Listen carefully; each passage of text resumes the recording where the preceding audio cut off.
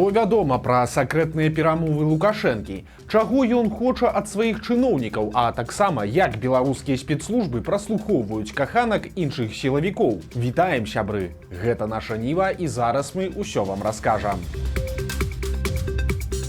Лукашенко вярнуўся з Расіі і адразу сабраў сваіх чыноўнікаў. Сёння прайшла вялікая нарада па міжнародных пытаннях і, калі коротка, то Лукашенко зноў незадаволены сваімі кадрамі. Маўляў, дамаўляемся шмат пра што, але выконваюцца гэтыя дамоўленасці не вельмі. Подводя черту, скажу, что туристических поездок быть не должно. Никакого туризма, должен быть результат. Акрамя таго, Лукашенко троху прагаварыўся пра сваю сакрэтную сустрэчу з Пуціным. Яна была не вельмі зразумелай, бо па выніках прэс-службы абодвух нічога канкрэтнага не паведамілі. Цяпер жа Лукашенко пахваліўся, што ён асабіста павырашаў усе спрэчныя эканамічныя моманты. Але адной з галоўных тэмаў была бяспека, а канкрэтней вайна. І адметна, што Лукашенко падкрэсліў сваім чыноўнікам, што гэта ўжо не іх справа. Ну, естественно, вопросы безопасности и другие вопросы – это центральные вопросы на любой встрече и переговорах. Они закрытый характер носили, подключать правительство я не вижу смысла. Все силовые структуры и министры, Министерство иностранных дел по определенным вопросам подключены. Вот суть этих переговоров. Цікава, праўда, што Лукашенко чарговы раз удакладніў, што ён ніякі не васал Пуціна. Падобна, што ён добра разумее, як выглядаюць усе гэтыя яго раптоўныя паездкі ў Маскву. Вы помните, в том числе, о моей договоренности с президентом Путиным в ходе его посещения последнего Минска. Беларусь должна быть независимой, самодостаточной страной. Это его слова. С устойчивой экономической основой. И вице-премьера Пархомченко, и новых министров и посла в России обязательно отдельно заслушаем по данным направлениям. Никакого нытья-вытья быть не должно при этом. Што ж адносна эканомікі, то тут у Лукашэнкі думка вельмі простая. Расіі зараз трэба шмат усяго, дык давайце даіць яе па поўнай праграме. Да таго ж, даіць асабліва больш і няма каго. Паказальная гісторыя пра тое, як Лукашенко і беларускія спецслужбы ставяцца да іншых сілавікоў. Тое, што лукашэнкаўцы актыўна праслухоўваюць сваіх жа, даўно не з'яўляецца навіной. Але цяпер аказалася, што слухаюць не толькі размовы людзей у пагонах, але і іх сваякоў. У новым зліве кіберпартызанаў ёсць, напрыклад, запіс таго, як жонка начальніка мінскага АМАПа Дмітрыя Балабы Вольга Сышчанка размаўляе са сваёй былой свякроўю Святланай. Прычым жанчыны жартуюць пра праслухоўку, якая ў гэты час якраз і ідзе. Слушай, а может, нам по телефону нельзя разговаривать? Ай, я вас умоляю, не говорите ерунду. Ну, черт, Нет, до такой степени все так плохо. может, все время слушают, сидят, слушают, Да. слушают, Нет. как я тут матом ругаюсь. Нет, так это ж весело. Ну да. Але і гэта яшчэ не канец. Аказваецца, што жонка Балабы ўсё ж задумалася пра праслухоўку свайго тэлефона і вырашыла удакладніць пытанне ў знаёмых КДБшнікаў, а тыя, у сваю чаргу, запэўнілі жанчыну ў тым, што ўсё окей і ніхто яе не праслухоўвае. На справе ж падобна записываліся усе размовы. Чтобы вы понимали, нас никто не слушает, все легко проверяется, и я проверяла. Просила вчера своего друга КГБшника, никто нас не слушает, поэтому никому это не интересно. Ты серьезно? Ну и слава богу. Вот. Никаких... знаешь, как это? Нет, Светлана Ивановна, вы не Что-нибудь правы, там- вы мне сказали, и я специально ему позвонила и попросила его посмотреть. Ой, Но ну, меня ничего Ну это нет. же мне тоже все равно, но так мысль возникла вдруг, и все. Ну, оно понятно. Ну, я поэтому... Я была уверена, что нет, но я решила удостовериться. Ну, хорошо. Лепш, чым у Еўропе. Нядаўна прызначаны міністр замежных спраў Максім Рыжанкоў наведаў Паўночную Карэю, і яму там, вельмі спадабалася. Чыноўнік адзначыў, што краіна гэта цікавая, працавітая і акуратная. Цытата. З пункту гледжання краіны для жыцця выглядае цалкам прыстойна і дасць фору многім іншым дзяржавам у Азіі, Афрыцы і Лацінскай Амерыцы. А па чысціні і дагледжанасці, добраўпарадкаванні, так я скажу, што Еўропа тут адпачывае. Канец цытаты. І тое, што беларускі чыноўнік не знайшоў мінусаў у новых сяброў Лукашэнкі, не дзіўна. Але сумную усмешку выклікае выраз Рыжанкова пра краіну для жыцця, бо тут атрымліваецца нярадасны сімвалізм. Гэты знакаміты лозунг у апошнія часы асацыюецца з рэпрэсаваным Сергеем Ціханаўскім, які якраз і хацеў зрабіць такую краіну з Беларусі. Але ж для беларускай улады, якая кінула блогера за краты, краіна для жыцця – гэта Паўночная Карэя. Беларускія ўлады рыхтуюць новы спектакль – вызвалення палітычных зняволеных. Раней паступала інфармацыя, што вязням, у якіх хутка скончыцца тэрмін адбыцця пакарання, прапануюць пісаць прашэнне аб памілаванні на імя Лукашэнкі. Але цяпер з'явілася яшчэ адна прыдумка. І па інфармацыі праваабаронцаў, у Наваполацкай калоніі асуджаным за палітыку ўжо не проста прапануюць прасіць памілавання, а прымушаюць гэта рабіць. Для гэтага вязняў выклікаюць на размову з прадстаўнікамі пракуратуры. Вядома, што падобнае робіцца і ў іншых калоніях, прычым за адмову пісаць прашэнне адных людзей кідаюць у штрафны ізалятар, а іншым адкрыта пагражаюць новай крымінальнай справай за непадпарадкаванне адміністрацыі калоніі, а гэта значыць яшчэ год ці два за кратамі. Праўда, таксама ёсць важны нюанс. Пісаць тое прашэнне аб памілаванні прымушаюць толькі тых палітычных, хто асуджаны на невялікія тэрміны. То бок, калі людзей і будуць адпускаць, то тых, каго пасадзілі за сарваныя сцягі, каментары ці фотаздымкі з пратэстаў.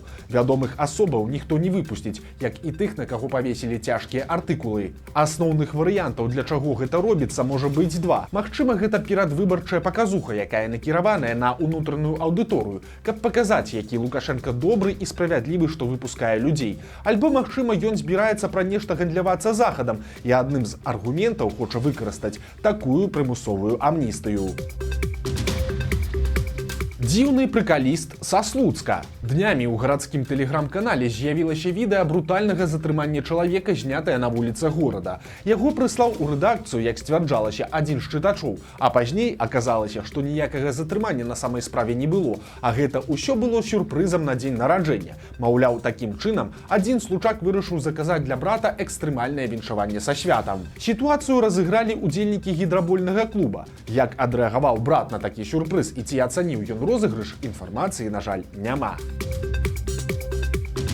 Вядомую даносчыцу з Гродна Вольгу Бондарову выгналі з камуністычнай партыі Беларусі. Чаму, не зразумела, але гэта трохі смешна, бо беларускія камуністы структура выключна праўладная і пралукашэнкаўская. Таму магчыма, што прычынай стаў радыкальны патрыятызм Бондарова, якая апошнім часам бачыць ЛГБТ ледзь не ў любой навіне і ўжо накідваецца з крытыкай як на Лукашэнку, так і на яго сям'ю. Спрэчны падарунак на прафесіянальнае свята. Супрацоўнікаў Еўраопта павіншавалі з днём работнікаў гандлёвай сферы і пасля гэтага падняўся розгалас. З нагоды свята ў Еўраопце ўсім уручылі па 5 рублёў, што ў пераліку складае ўсяго $1,5. На гэтую суму супрацоўнікі маглі набыць у краме нешта для сябе. Пры гэтым Еўраопт з'яўляецца адной з самых буйных і паспяховых гандлёвых сетак у Беларусі. Раней, дарэчы, падарункі работнікам былі не такія сціплыя. На Новы год, напрыклад, людзям давалі кілаграм цукерак і 30 рублёў бонусам, а 8 сакавіка на зніжкавую карту залічылі па 25 бонусных рублёў. Толькі Лукашенко адчытаў сваіх чыноўнікаў за наступствы урагана, як прыйшла новая бяда. Надвор'е працягвае свае выбрыкі, і цяпер з'явіліся новыя праблемы. Зноў вецер, залевы і паламаныя дрэвы. 165 населеных пунктаў па ўсёй Беларусі засталіся без электрычнасці, і гэта толькі на раніцу. Падобна, хутка варта чакаць новую нараду з крыкамі і пагрозамі. А лукашэнкаўскія прапагандысты працягваюць абмяркоўваць расстрэльны прысуд немцу Рыка Крыгеру. Цікава, што яны нават не хаваюць стаўлення да яго як да каштоўнага актыва і дзеляцца фантазіямі, на што можна памяняць закладніка. Мнение Петра Петровского следующее. Единственное, на что мы можем променять этого бандита, это на то, чтобы все санкции, введенные после 2020 года, были сняты. И Беларуси за эти 4 года санкций была выплачена соответствующая компенсация. Экономисты должны подсчитать. Вот репарации, они там кричат с Россией. Я хочу сказать, репарации обязаны выплачивать на Западе, Белоруссии, за ту гибридную войну, которую они против нас развязали в 2020 году. И вот эти столько лет через санкции, закрытие границ до сих пор проводят. Все, только такие условия.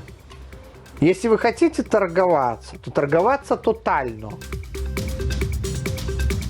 Экстранная пасадка беларускага самалёта адбылася ў Расіі. На борце Белавія, які выконваў рэйс з Мінска ў Кутаісі, проста падчас палёта пачаліся праблемы з адным з рухавікоў, у выніку чаго самалёт экстрана прызямліўся ў расійскай Астрахані. Як стала вядома, капітан судна далажыў аб адмове рухавіка, абвясціў сігнал тэрміновасці і прыняў рашэнне аб пасадцы на расійскім аэрадроме. Самалёт прызямліўся нармальна, пацярпелых сярод членаў экіпажу і пасажыраў не было. Пасля здарэння за пасажырамі у Астрахань вылеціў падменны борт. Але варта адзначыць, што гэтае здарэнне ўжо не першае за лета з самалётамі Белавія. У чэрвені ў паветранага судна авіякампаніі трэснула лабавое шкло падчас палёту, а ў пачатку ліпеня пасажыры правялі гадзіну ў самалёце са зламаным кандыцыянерам пры тэмпературы плюс 40. Зяць няма чаго ўзяць. Замест ЗАГСа жыхара Пружанскага раёна чакае калонія. Нявеста аддала свайму жаніху 12 000 даляраў, каб ён паклаў іх у свой сейф. На словах мужчына так і зрабіў, а на справе прыдумаў хітры план. Ён пачаў расказваць каханай, што знайшоў новую працу з добрай зарплатай, а сам патроху браў грошы сваёй нявесты. За іх ён нават звазіў будучую жонку разам з мамай на мора. Сітуацыя скончылася не смешна, бо аказалася, што гэта былі грошы будучай цешчы, і калі яна папрасіла іх вярнуць, а мужчына не змог, то да справы падключылі міліцыю. І цяпер гора жаніха чакае суд і да 12 гадоў калоніі за крадзеж. У Гомелі разваліўся будынак мясцовай міліцыі. У 2020 годзе там знаходзіўся РАУЗ цэнтральнага раёна, які стаў месцам катаванняў грамадзян, затрыманых падчас мірных акцый пратэсту. Многія выходзілі адтуль з сур'ёзнымі траўмамі. У 22 годзе чалавекі адтуль з'ехалі, а будынак вырашылі прадаць і выставілі на аўкцыён. Цяпер пачалася рэканструкцыя. Новы ўласнік хацеў зрабіць з будынка гандлёвы цэнтр, але нешта пайшло не так. Дакладныя прычыны разбурэння высвятляюцца, але па горадзе ходзяць чуткі, што на будаўніцтве экспертызах вырашылі сэканоміць, ну і вынікам гэтай эканоміі стала бяда. Вось такія навіны панядзелка. Подписывайтеся на канал, ставьте лайки альбо дизлайки и выказывайте заўвагі ў каментарах. И, конечно, читайте нашу Ниву, глядите нашу Ниву и любите Беларусь. До сустрэчы заўтра.